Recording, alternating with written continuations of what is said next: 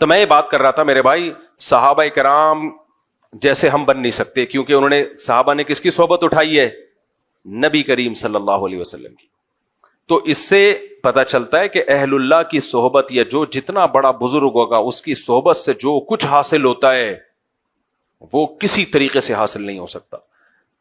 تو اسی لیے ہمیشہ سے لوگ اللہ والوں سے تعلق قائم کرتے تھے، ان کی صحبت میں رہتے تھے، ان جیسا بننے کی کوشش کرتے تھے. آپ سخاوت پہ کتنے بیانات کر دو، انسان میں سخاوت پیدا نہیں ہوتی. کچھ دن سخی لوگوں کے ساتھ گزار لو، آدمی خود بخود کیا بن جاتا ہے؟ سخی. آپ نے دیکھا ہوگا کچھ قومیں سخاوت میں مشہور ہیں، کچھ کنجوسی میں مشہور ہیں. کیوں؟ جو سخیوں میں پیدا ہوتے ہیں وہ دیکھتے ہیں باپ دادا کو خرچ کرتے ہوئے، وہ بھی سخی بن جاتے ہیں. اور کچھ ایسے ہوتے ہیں ہمیشہ ابا کو چونی اٹھنی کا حساب کرتے ہوئے دیکھا ہوتا ہے، انہوں نے ہمیشہ ابا کو دیکھا ہوتا ہے پیسوں پہ لڑتے ہوئے، تو وہ بچہ بھی کیا پیدا ہوتا ہے؟ پھر وہی لطیفہ آ رہا ہے، بہت دفعہ سنا چکا ہوں، لیکن اتنا مزہ آتا ہے، آدمی کہتے ہیں پارسل کرو یار. وہ ایک کنجوس آدمی تھا نا، اس کے بچے کہتے تھے ابو گھی چاہیے، دیسی گھی چاہیے، وہ لا کے نہیں دیتا تھا، پیسے ہوتے تھے پھر بھی نہیں لا کے دیتا تھا. تو ایک دن گھی کا ڈبہ لے آیا تو بچوں سے کہتا ہے کہ دیکھو باہر بھی چکنائی لگی ہوتی ہے نا، تو اندر ڈبہ نہیں کھولنا، پہلے باہر سے روٹی لگا لگا کے کھاؤ، تاکہ باہر کا سارا گھی کیا ہو جائے؟ ختم. وہ ڈبے، ہر کوکنگ آئل پہ بھی آپ نے دیکھا چکناہٹ ہوتی ہے. اور وہ بچے روزانہ، اس کے بھی بچے تھے کنجوس کے بچے، روزانہ روٹی ڈبے پہ رگڑ رگڑ کے کھا رہے ہیں. اس کو سفر پہ جانا تھا تو اس نے گھی الماری میں بند کر کے رکھ دیا کہ ایسا نہ ہو ڈبہ کھول کے پورا ہی چٹ کر جائیں، لاک لگا دیا الماری کو. سفر کے بعد آیا اور کہنے لگا کہ بچوں گھی تو نہیں کھولا تم نے؟ انہوں نے کہا نہیں ابو، ہم الماری سے روٹی لگا لگا کے کھاتے تھے. اس نے رکھ کے ایک تھپڑ لگایا، بغیر تو کچھ دن گھی کے بغیر صبر نہیں کر سکتے تھے. اب بتاؤ جو اس ماحول میں پیدا ہوگا وہ بچے سخی بنیں گے؟ وہ اپنے بچوں کے ساتھ بھی یہی کریں گے. تو یہ گھی کا ڈبہ کئی صدیوں تک وراثت میں جائے گا، ہی ہے کئی نسلوں تک. تو صحبت، ہاں میں یہ بتا رہا تھا کہ پہلے زمانے میں اس کی بڑی حیثیت تھی کہ کوئی پیر و مرشد ہونا چاہیے، اس سے ہم اپنی اصلاح کروائیں. لیکن جیسے کچھ شعبے چلتے ہیں تو ٹھیک ہوتے ہیں، بعد میں ان میں خرابیاں پیدا ہو جاتی ہیں. تو اب خرابی یہ پیدا ہو گئی کہ پیر و مرشد کو انسان سے اوپر کی کچھ چیز سمجھا جانے لگا ہے. پیر کا دائرہ کار دیکھو، ڈاکٹر کا دائرہ کار کیا ہوتا ہے؟ جو بیماری ہے اس کو ٹھیک کرے. ڈاکٹر سے آپ یہ مشورہ لیتے ہو کہ میں نے کہاں شادی کرنی ہے، کہاں نہیں کرنی ہے، کون سا بزنس کرنا ہے، کون سا نہیں کرنا. ڈاکٹر کہے گا ٹیکا لگا، نکل یہاں سے، نہ میرا ٹائم ضائع کر نہ اپنا ضائع کر. تو پیر و مرشد کا کام ہوتا ہے آپ کے اندر جو گناہ ہے وہ آپ سے چھڑوا دے، بس. اس سے آگے پیر کا دائرہ کار بولو نہیں ہے. حتیٰ کہ شرعی مسائل بتانا بھی اس کا کام نہیں ہے، وہ مفتیوں کا کام ہے. لیکن آج کل جو مارکیٹ میں پیر آ رہے ہیں، میجورٹی، سب نہیں، بہت سے اچھے بھی ہیں الحمدللہ، میجورٹی کیا ہے؟ وہ پیر کم، اور اس کو معاذ اللہ پیغمبر سے بھی اونچا درجہ دے دیا ہے. میں جانتا ہوں ایسے لوگوں کو، شادی کر لی پیر کی مرضی کے بغیر، پیر صاحب ناراض ہو کے بیٹھ گئے، ابا اما کی نہیں مان رہے، پیر کو باپ بنایا ہوا ہے. شریعت میں ماں باپ کا درجہ پیر و مرشد سے بولو زیادہ ہے، ٹیچر سے بھی زیادہ ہے. یہ ذہن میں رکھو. آج کل بعض لوگ تعلیم دیتے ہیں استاذ کا درجہ ماں باپ سے زیادہ ہے. نا نا نا نا نا، قرآن کے مطابق استاذ کا درجہ والدین سے کم ہے، بہت کم ہے. بہت بڑا درجہ ہے استاذ کا، لیکن ماں باپ سے کے برابر نہیں ہے. ماں باپ کو سب سے سپیریئر رکھا ہے اللہ نے.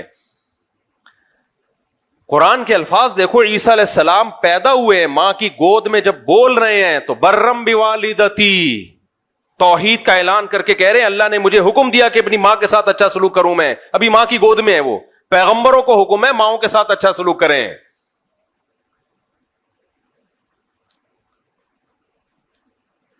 تو اور ابراہیم علیہ السلام کو دیکھو، اپنے والد سے کیسے نرم لہجے سے بات کر رہے تھے.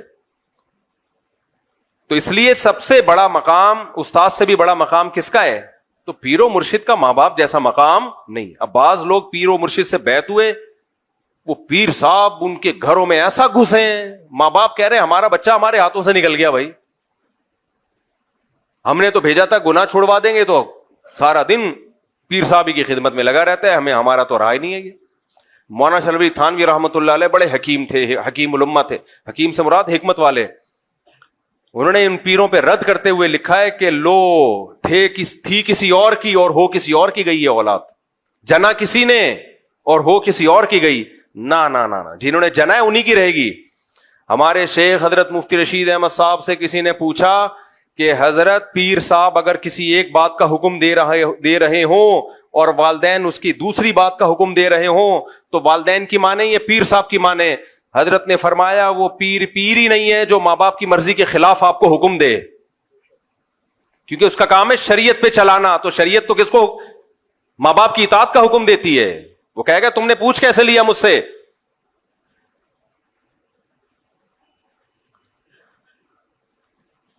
تو وہ سب کچھ ہی بن جاتا ہے. حضرت جی نے فرما دیا. تو حضرت جی جو پیر و مرشد ہیں ان کا کام اب اصلاح رہا ہی نہیں. اپنی نہیں ہوتی اصلاح, اس کی کیا کریں گے؟ دل میں دنیا کی محبت, شہرت کی لالچ. علماء کہتے ہیں بزرگ بننے کے لیے نا ظاہری اعمال کے ساتھ جو باطنی اعمال ہے نا, باطن میں 3 چیزوں کا ہونا ضروری ہے. 3 چیزیں. ظاہری تو مطلب نماز با جماعت کا پابند ہو, شریعت کے مطابق اس کا حلیہ ہو, کبیرہ گناہوں سے بچتا ہو, تو ظاہری اعمال. باطن ظاہری تو نظر آ جاتے ہیں نا, باطن میں 3 چیزیں: حب جاہ, حب با اور حب مال. مال کا لالچی نہ ہو, ہوس نہ ہو. جاہ کا لالچی نہ ہو, شہرت کا بھوکا نہ ہو. اور تیسرا باہ. باہ کا مطلب کیا ہے؟ یہ لفظ سنا ہوگا نا, قوت باہ. حکیم جو بیچ رہے ہوتے ہیں نسخے. باہ بڑی بھی نہ ہو حد سے. کیا مطلب؟ حلال اور حرام کا فرق جانتا ہو. کتنے جاہل پیر ایسے ہیں, لوگوں نے اپنی بیٹیاں ان سے بیعت کروائیں اعتماد کر کے کہ یہ باپ والا سلوک کریں گے, اور انہی کے ساتھ غلط نظروں سے دیکھنا شروع کر دیا. انہی کو غلط نظروں سے دیکھنا شروع کر دیا. تو یہ کیا ہے؟ اس کا مطلب اس کو اپنی خواہش پہ کنٹرول نہیں ہے. بچیوں کو پڑھا رہے ہیں اور پڑھا کے ان سے ریلیشن قائم ہو گیا. یہ اسکینڈل بنتے رہتے ہیں, یونیورسٹی میں بھی بنتے ہیں اور بعض مذہبی لوگوں کے بھی بنتے ہیں. تو پہلے زمانے میں دیکھا جاتا تھا, جو بزرگ تھے نا وہ خلافت دینے سے پہلے دیکھتے تھے کہ نمبر 1 ظاہری تو کبیرہ گناہ تو نہیں ہے. آج بعض لوگوں کو خلافت ملی ہوئی ہے, سودی بینک میں مینیجر ہے. اب کمائی حرام رہا ہے, اس کو آپ نے خلافت دے دی ہے بھائی. تو کبیرہ گناہ کا مرتکب ہے, آپ اس کو خلافت دے رہے ہو. نماز پڑھ نہیں رہا, ایک پیر صاحب نے خلافت دی اپنے مرید کو کہ یہ میرے جانشین ہے. وہ فجر نہیں پڑھتا تھا. ہم نے کہا حضرت یہ تو فجر کی نماز ہی نہیں پڑھتا. چلو 1 دن ہوتا ہے, 2 دن ہوتا ہے, 15 دن شارٹ. انہوں نے کہا انشاءاللہ اللہ توفیق دے گا, پڑھ لے گا. ابے جو جب توفیق دے گا تو پھر خلافت دے دینا نا. جو نماز نہیں پڑھ رہا وہ دوسروں کو کیا نمازی بنائے گا؟ یا تو کوئی شرعی عذر ہے تو وہ پیش کرے بھائی, کوئی شرعی عذر ہے تو. یہ تو ظاہری اعمال ہے. اور باطن میں شہرت کا بھوکا نہ ہو, دنیا کو مسافر خانہ سمجھتا ہو. دل میں یہ ہو اس کے, دنیا جس کے پاس دولت ہے تو یہ مطلب نہیں کہ دنیا کو مسافر خانہ نہیں سمجھتا. سلیمان علیہ السلام کے پاس تو بے پناہ لگژری لائف تھی, مگر پھر بھی دنیا کو کیا سمجھتے تھے؟ مسافر خانہ. میرے شیخ و مرشد حضرت مفتی رشید احمد صاحب کے پاس بہت لگژری لائف تھی آپ کی. ایسی خوبصورت گاڑی کویت کے شہزادے سے خریدی تھی آپ نے. کوئی ان کی زندگی دیکھ کے کہتا کہ یہ تو معاذ اللہ عیاش ہیں, لیکن ہم ان کی صحبت میں ہمیں پتا ہے کہ ان کے دل میں دنیا کی محبت نہیں تھی. وہ دنیا کو مسافر خانہ. مسافروں میں بھی تو کوئی بزنس کلاس میں سفر کرتا ہے, کوئی اکانومی میں سفر کرتا ہے. کہتے ہیں بھائی جب اللہ نے پیسہ دیا تو بزنس کلاس میں سفر کرو, اچھی گاڑی رکھو. محبت نہیں تھی دل میں. محبت کا پتہ کیسے چلتا ہے؟ اب آپ کہو گے پتہ کیسے چلے گا؟ پتہ ایسے چلے گا چھن جانے پہ غم کتنا ہوتا ہے. ہمارے حضرت کے لاکھوں روپے ڈوب گئے ایک بزنس میں, کہتے ہیں میرے دل پہ ایک بال نہیں آیا. اور جب الائنس والوں کا ایک بزنس ہوا تھا تو بہت سے لوگ ہارٹ اٹیک سے مر گئے تھے. حضرت نے ان کا نام رکھ دیا تھا شہدائے الائنس, یعنی ان کا پیسہ ڈوبا اور شہید ہو گئے.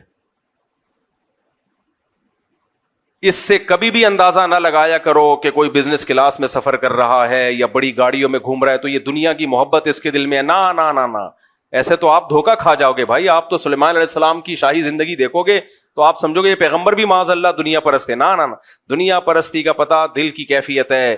اس سے پتہ چلتا ہے کہ اگر یہ چھن جائے تو اس کو غم کتنا ہوتا ہے. اللہ والوں کو وہ غم بہرحال نہیں ہوتا جو دنیا پرستوں کو. تو کہتے ہیں مسافر خانہ ہے, مل جائے ٹھیک ہے, نہیں تو کیا ہے, جیسے بس میں سفر کر رہے ہوتے ہو, سیٹ مل جائے کھڑکی والی خوش ہو جاتے ہو, نہیں تو پائدان پہ لٹک کے بھی سفر ہو جاتا ہے. اب آپ نے کہا وہ کھڑکی والی سیٹ پہ بیٹھا ہوا اتنا, اس کا مطلب یہ دنیا پرست ہے, اس کو یہ مسافر خانہ نہیں سمجھتا. نہیں بھائی, اس کو یہ سیٹ نہ ملتی تو پائدان پہ لٹک کے سفر کر کے بھی اسی طرح گنگناتا ہوا جاتا ہی ہے. تو ہم نے دیکھا ہے اللہ والوں کو پیسہ چھین بھی جائے, کہتے چلو یار آنے جانے والی تھی. دنیا دار آدمی تو مر رہا ہوتا ہے, اور اللہ والوں کے پاس جتنا پیسہ ہوتا ہے ان کے صدقات و خیرات آپ کے ہوش اڑا دے, اور جتنا ان کے پاس ہو سکتا ہے اتنا نہیں ہوتا, وہ اس سے بھی زیادہ سکتا ہے. تو پہلے زمانے میں یہ بزرگ کی ڈیفینیشن ہوتی تھی, اب بھی ہے, اللہ والے لوگ ہیں, ختم کبھی بھی نہیں ہوں گے. دنیا میں قیامت آ جائے گی اگر سارے اللہ والے ختم ہو جائیں, لیکن اس میں دھوکہ زیادہ ہو گیا ہے. تو خیر میں جلدی سے بات کو سمیٹ کے ختم کروں تو نبی کریم صلی اللہ علیہ وسلم نے صحابی کو فرمایا, انتم اعلم بامور دنیاکم منی, تم جو کھجوروں کو, نر کھجوروں کو مادہ کھجوروں کے ساتھ جو ان کا بھور ملاتے ہو, تو اگر تم نے میرے مشورے پہ نہیں ملایا تمہیں نقصان ہو گیا تو کوئی ایسی بات نہیں ہے, دنیا کا معاملہ ہے, تم مجھ سے زیادہ جانتے ہو. تو ہمارے نبی نے تو بتا دیا کہ دنیا کے معاملات میں بھائی تمہارا تجربہ ہے تو ٹھیک ہے, اس میں کوئی حرج نہیں ہے. مجھے اللہ نے میسنجر بنا کے بھیجا ہے اللہ کا پیغام بندوں تک پہنچانے کے لیے. کھجوریں کیسے زیادہ بڑھیں گی اور کم ہوں گی یہ میرا موضوع نہیں ہے.